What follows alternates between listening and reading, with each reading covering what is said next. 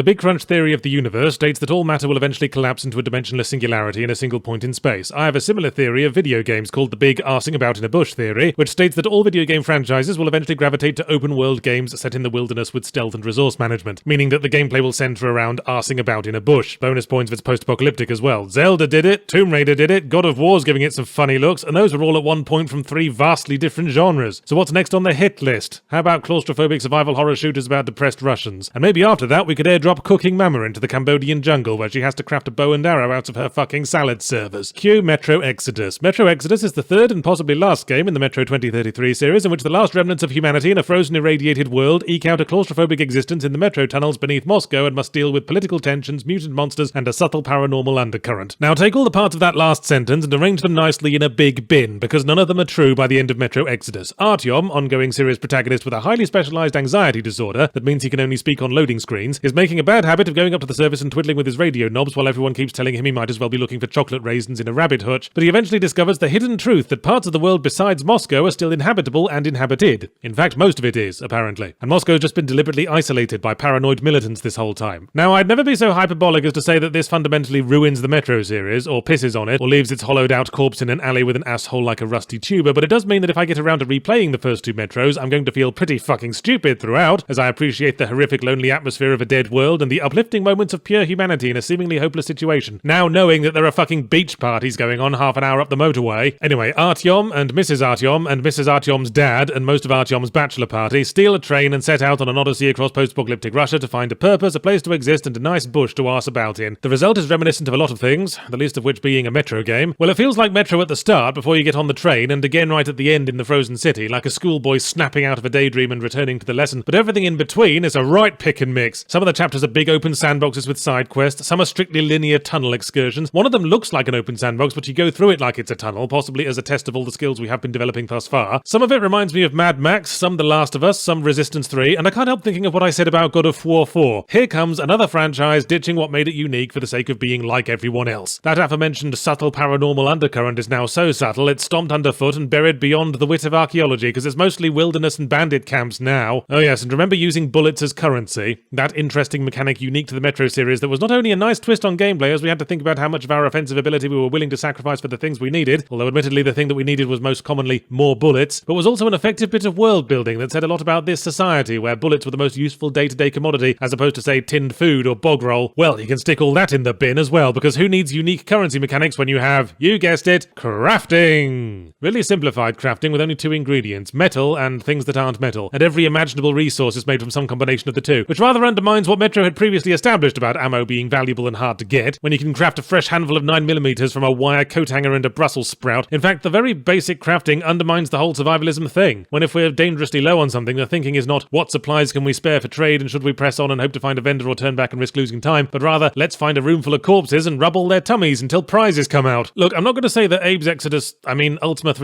Metro Exodus is a bad game. I just think the gameplay has become rather painfully generic. Shoot the bandits or stealth the bandits, and then gun down a pack of feral humans that we very emphatically will not refer to as zombies. Oh, come on, Yards, why do you always insist on things being unique? You never complain about having the exact same bowl of muesli and crafty wank for breakfast every morning. Alright, fine. One thing the Metro series does well is characters that come across as human as opposed to fleshy gun turrets with an emotional range that goes from determined to determined and a bit cross, and Exodus still has that. I relished the between mission bits on the train where we can hear extensive dialogues and watch everyone hang out and see how their personalities differentiate these interchangeable Russians with heads like potatoes, although the dialogue has a bad habit of signalling upcoming twists. We just have to get inside this one mysteriously silent bunker and everything will be fine, and we'll get medals and free food and a pony. Oh, I'm so optimistic for the future, if only I could shake this conspicuous non-specific cough. Shit's about to get fucky! And it always does, but I don't like how the story never satisfactorily pays off what it sets up. The overall plot is just a picaresque series of disconnected chapters that abruptly stops the moment it runs out of set pieces, but even the individual chapters are all lacking an appropriate climax. We're in an area controlled by a religious cult that worships a giant mutant fish. Are we going to fight the mutant fish at the end or liberate the cultists from brainwashing? No, we just sort of bugger off. Then we're in the Mad Max level where a bandit gang has enslaved a local indigenous tribe. Do we liberate the slaves? Not really. We do set the ball rolling on that, but instead of seeing it through, we just sort of bugger off. Then we're in the nice river valley level where we were hoping to set up home but find it crawling with weird survivalist forest people. Do we kill them all or learn to coexist? No, because then we get to the end of the valley and notice the dam's about to burst. Do we get to see it burst? Or rescue the forest people? No, we just point it out to them, say, shit's about to get fucky, and then bugger off. You called? I wasn't talking to you, Comrade Buggerov.